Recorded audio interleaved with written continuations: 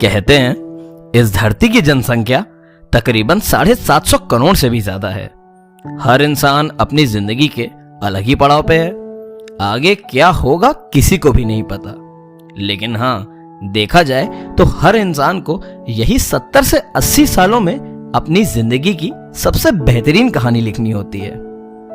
पर यह सबसे बेहतरीन कहानी लिखते कैसे हैं? दरअसल इस बात का जवाब तो हमें श्री भगवद गीता ने कई साल पहले दे दिया था।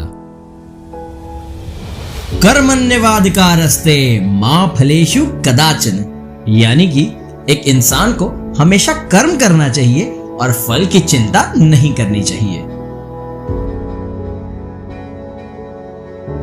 तो चलिए आज आपको एक कहानी सुनाता हूँ, वो भी एक ऐसे इंसान की जिसने भगवद गीता में लिखी इस बात पर वाकई अमल किया। जहाँ हमारे हिंदुस्तान में एक आम आदमी तकरीबन 60 साल की उम्र में रिटायर हो जाता है और उसके बाद जिंदगी में आराम चाहता है, वहीं इनकी उम्र तकरीबन 68 साल है और संघर्ष आज भी जारी है। एक ऐसे इंसान जिनके नाम में कृष्ण भी हैं और राम भी।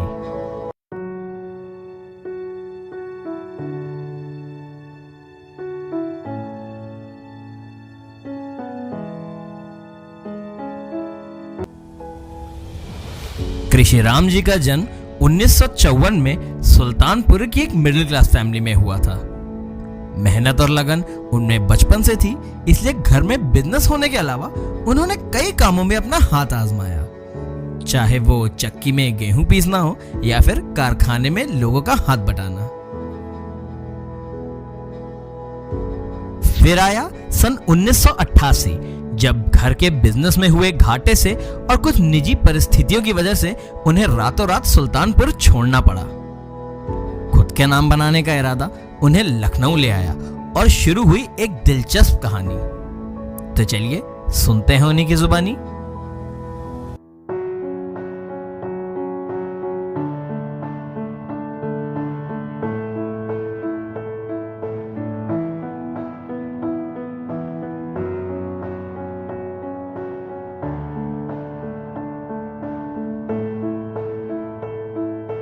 हम लोग बनिया हैं, हमारा बिजनेस ही का काम है और कोई काम नहीं है। अरे वाह, अच्छा अच्छा। बचपन से हम बिजनेस ही कर रहे हैं।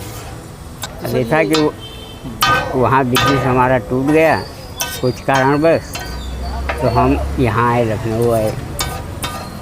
नहीं, काम तो हम कर रहे हैं 16-17 साल की उम्र से, लेकिन 16-17 साल की उम्र में सब कुछ था, कोई कमी नहीं थी। आए तो फिर बड़ी पूंजी तो थी नहीं अपने पास, छोटी पूंजी थी, छोटी पूंजी से तैयार किया, छोटी पूंजी से काम स्टार्ट किया। अपना ऐसे में फिर लग गए, तो यही काम शुरू कर दिया। अच्छा अच्छा। पहले गांव में बहुत काम था। पहले कारखाना भी लगाए थे, इंजन, आटा चक्की, धान मशीन, तेल मशीन, कपड़े की भी दुकान थी। उसके बाद कुछ ऐसा हुआ, माहौल आया कि घर में अलगी बिलगी हुई, फिर इसके बाद पूंजी टूट गई। शादी हुई थी, सब कुछ हुआ था, लेकिन जिम्मेदारियां सब हमारे ही ऊपर था ना, हम ही को सब करना था। तो कहेगा कौन? नफ़ा हो तो हम ही को, नुकसान हो तो हम ही को झेलना था। जहाँ एक रोटी न मिले, आधी रोटी न मिले, वहाँ एक रोटी मिलना शुरू हो जाए तो खुश ही है।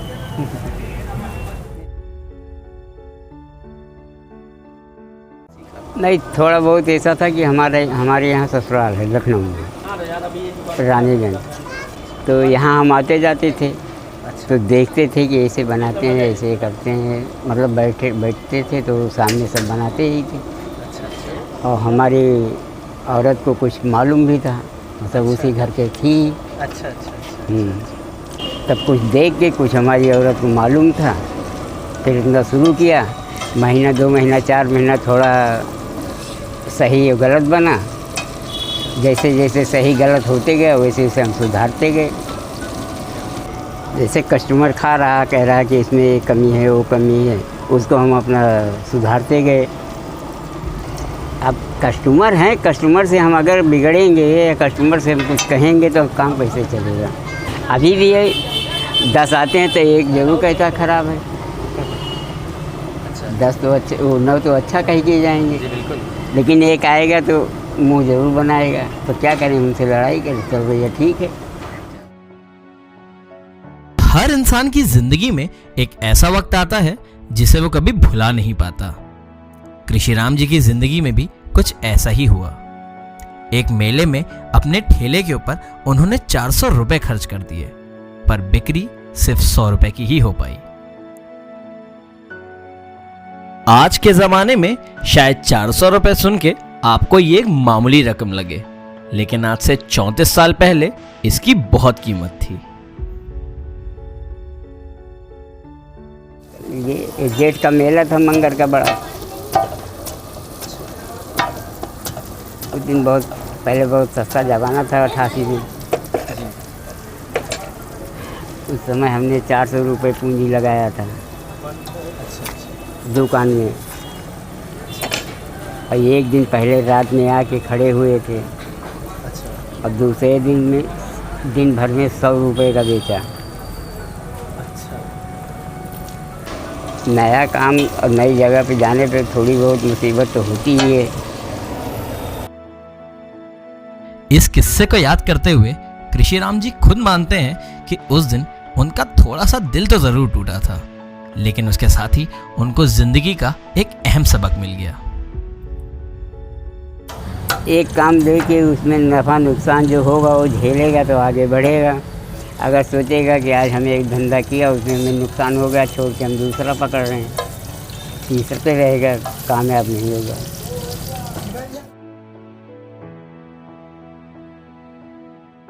अब कोविड के टाइम तो घर में बैठे रहते थे, बस यही था कि जो पैसा रखा था वही उठा के सब खत्म हुआ। कृषिराम जी ने अपनी सारी जिंदगी पूरे आत्मसम्मान के साथ जी है। ये उनकी कड़ी मेहनत और परिश्रम का ही नतीजा है कि आज 34 साल होने के बाद भी उनके हाथ की बनी टिक्कियों को लोग इतना ज्यादा पसंद करते हैं। उनकी उम्र अब तकरीबन 68 साल हो गई है। आज भी वो बिना किसी कुर्सी के लगातार कई घंटों तक टिक्कियां तलते रहते हैं। उनसे पूछो तो वो बस यही जवाब देते हैं कि उन्हें कभी भी कोई थकान नहीं महसूस होती। अब हम तो भैया जैसे पहले थे, हमारा पहनना खाना वैसे अब भी है, हमें थकान नहीं महसूस होता। होता भी हो तो उसको हम बर्दाश्त कर लेते हैं।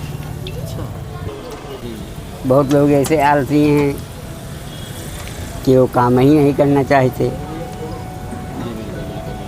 अपने अपने सोच की बात है। वैसे बहुत लोग यहाँ आते हैं जान पहचान के कि दादा तुम्हारी इतनी बड़ी दुकान है, तुम फिर चाट लगा रहे हो, मेहनत कर रहे हो। हाँ बहुत लोग कहते हैं, जी बिल्कुल। लेकिन उनसे हम यही जवाब देते हैं कि भैया काम कर रहे हैं तो हाथ पैर सलामत है, अभी 6 महीना बैठ जाएंगे तो सारी बीमारियाँ घेर लेगी।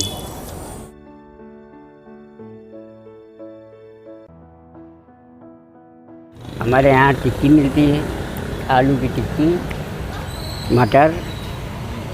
मटर खस्ता, दही बड़ा, पानी के बतासे, दही चटनी के बतासे, इतना आइटम मिलता है।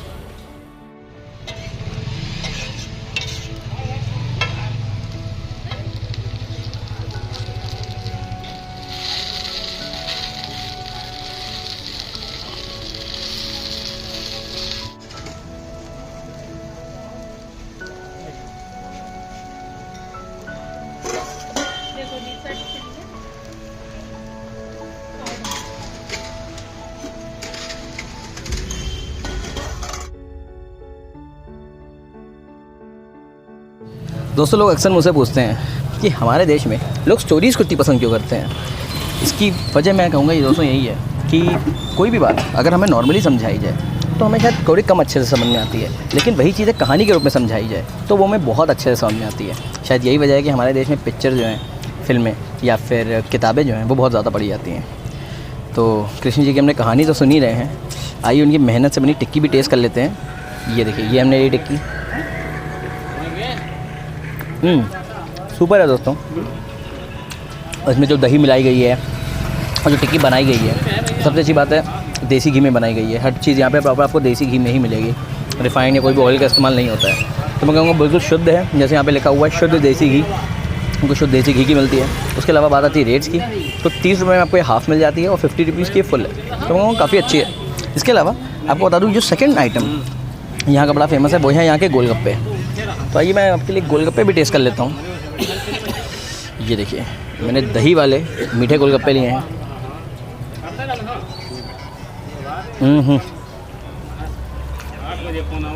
ऑसम।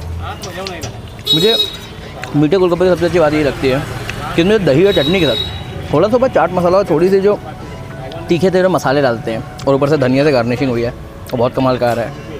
रेट्स की बात करूँ तो 20 रुपये के 4 हैं, अगर आप 6 लेते हैं तो 30 रुपये के पड़ते हैं। तो इसमें मैं कहूँगा काफ़ी रीज़नेबल है। अगर आप देखा जाए तो ये दुकान को लगाए हुए यहाँ पे मैं पर्टिकुलरली यहाँ पे 2003 से दुकान लगी हुई है, तब से हमारे ऑलमोस्ट करीबन 19-20 साल होने वाले हैं। उसके बावजूद भी रेट बहुत रीज़नेबल है। और कृष्ण जी की से हम कहानी सुनी नहीं है तो समझ रहे हैं 68 साल की उम्र में अगर वो इतनी मेहनत कर सकते हैं तो हमारे और आपके लिए सबके लिए एक इंस्पिरेशन है। अगर आप भी कोई लाइफ में कोई चीज़ करना चाहते हैं तो बस आपको मेहनत करनी है। वो यहाँ पे 5 घंटे खड़े रहते हैं, वो भी इतनी ज़्यादा उम्र में, आज भी वो कहते हैं उनको थकान नहीं होती। ये अपने आप में बहुत बड़ी चीज़ है दोस्तों। हम यही कहूँगा यहाँ पे आइए, उनसे मिलिए, उनसे बात करिए, बहुत अच्छी बातें करते हैं और उनके हाथ की बनी हुई टिक्की खाना मत भूलिएगा।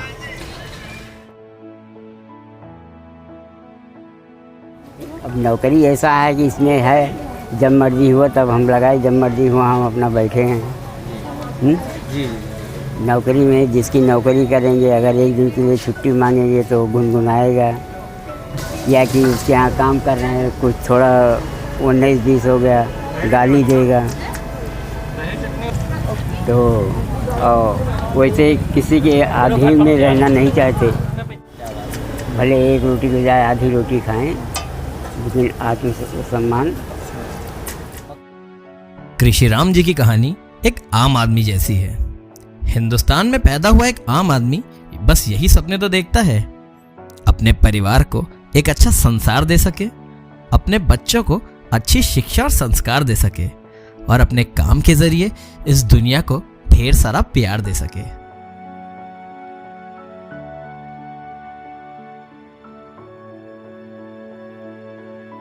चौंतीस साल पुराना मेले का वो दिन हो या 2 साल पहले कोविड का दौर, इन सभी बुरे वक्त में कृषिराम जी ने कभी भी उम्मीद का साथ नहीं छोड़ा।